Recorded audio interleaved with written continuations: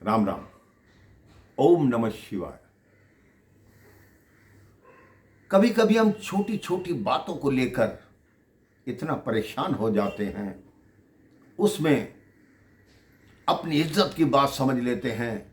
ये सोचते हैं अगर ये पूरा ना हुआ तो हमें नीचे जाना पड़ेगा, हमें नीचे को देखना पड़ेगा, हमें झुकना पड़ेगा। लेकिन हमारा मन उस बात को स्वीकार करने को तैयार नहीं होता। किसी देश में एक रानी महल की छत पर खड़ी थी। ऊपर से एक चिड़िया निकली। उस चिड़िया ने उसके बालों में बीट कर दी। रानी बहुत क्रोधित हुई और क्रोधित होकर राजा के पास आई कि मेरे बालों पर एक चिड़िया ने बीट कर दी, उस चिड़िया को मरवा दो। राजा बोला, तुम बताओ, हमारे देश में लाखों पक्षी हैं, मैं किस चिड़िया को ढूंढूं जिसने तुम्हारे बालों पर बीट कर दी। रानी कहती है, नहीं, मुझे उस चिड़िया को मरवाना है जिसने ऐसा दुष्कर्म किया है। अब राजा रानी की बात मानकर मंत्रियों से सलाह करने लगा। उनने उसके देश में जितने बहेलिए थे उनको बुलाया कि मेरे देश में जितने भी पक्षी हैं सबको बंदी बना कर ले आओ। देखते ही देखते कई लाख पक्षी बंदी बनकर राजा के सामने आए। उनमें से एक चतुर पक्षी था, वो उस जाल से निकला और उन सब चिड़ियों और पक्षियों से बोला कि राजा कोई भी प्रश्न करे तो तुम कहना इसका उत्तर हमारे मुखिया जी देंगे, और वो सागर पार गए हुए हैं। राजा ने उन सब पक्षियों को मारने की आज्ञा दी। सब पक्षी बोले कि हम बताएंगे कि चिड़िया की जो बीट है रानी के सर पर गिरी है वो कौन सी चिड़िया ने की है, लेकिन ये सारी बात ज्ञात हमारे मुखिया जी को है, और मुखिया जी सागर पार गए हुए हैं। जब तक हमारे मुखिया जी नहीं आते तब तक हम सबको मत मारो। सुबह से शाम हो गई, तब एक पक्षी उड़ता हुआ राजा के महल में आया। राजा ने पूछा, क्या तुम ही मुखिया हो? उसने कहा, जी मैं ही मुखिया हूँ।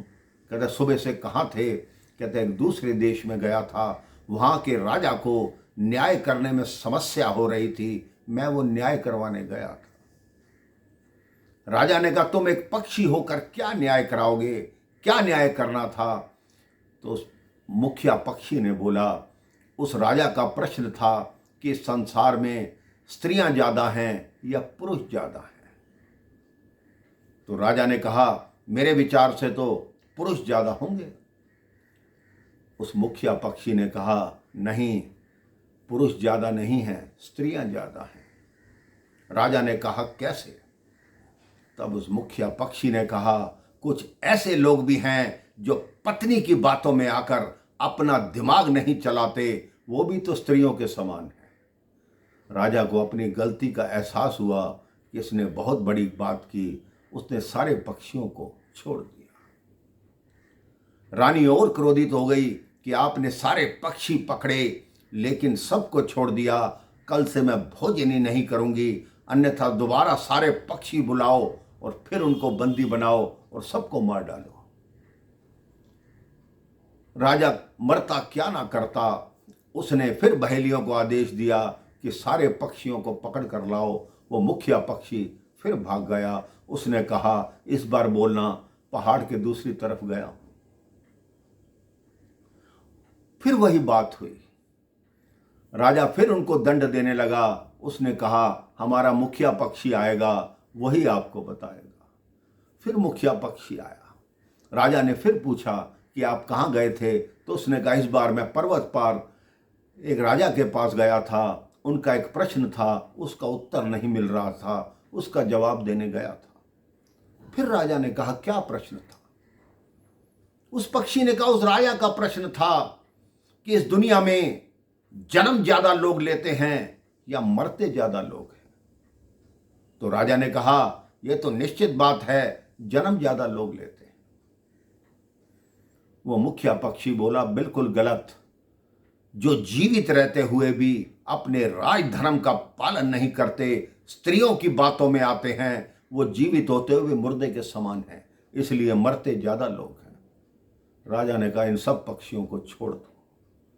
फिर पक्षियों को छोड़ दिया गया। रानी की ऐसी दशा हो गई, उसने अन्न जल ग्रहण करना छोड़ दिया।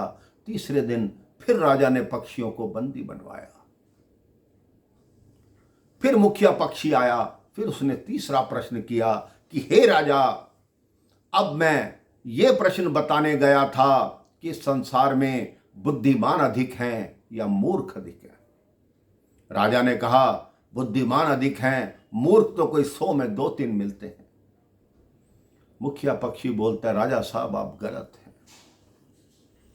जो राजा होते हुए अपने दिमाग का प्रयोग नहीं करता, जो एक स्त्री हट के कारण पूरी प्रकृति को नष्ट करने की सोचता है, उस जैसा मूर्ख कोई नहीं। उसकी सभा में एक भी बुद्धिमान नहीं जो उस राजा को न्याय का मार्ग बता सके। राजा की आंखें खुल गई कि कभी कभी एक छोटा सा पक्षी इतनी बड़ी सीख दे गया कि राजा ने रानी को कहा तुमने मरना है तो मरो, लेकिन मैं अपने राज धर्म का पालन करूंगा। उस समय से राजा अपने न्याय को सोच समझ कर करने लगा और रानी की किसी बात से हाँ में हाँ मिलाना बंद कर दिया। आप भी कोई निर्णय लेने से पहले सोचिए कि कहीं आपके किसी ने कान तो नहीं भरे, कहीं आप किसी की बात में तो नहीं आ रहे। जो निर्णय करना है अपने मन से कीजिए, अपने दिमाग से कीजिए। जो प्रभु की इच्छा होगी वो हमेशा अच्छा होगा, क्योंकि प्रभु आपके लिए सदैव अच्छा करते हैं। आप प्रभु के चरणों में नमन कीजिए और देखिए आपकी हर मनोकामना सिद्ध होगी। राम राम, जय श्री राम, ओम नमः शिवाय।